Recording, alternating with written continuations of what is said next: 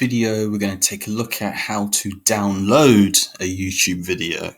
So say, for example, there's a particular video that you're interested in and you want to look at it offline maybe, or you want to download and keep it for later. This is how you do it. So find the video that you're interested in. So let's say, for example, we want to download this video.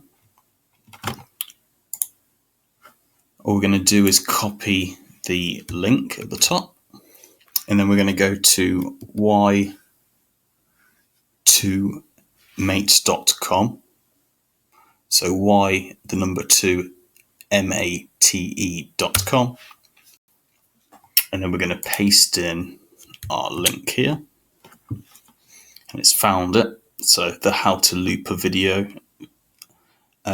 And all we're going to do is click on the download button. So I'm going to download it in 720p. Click download.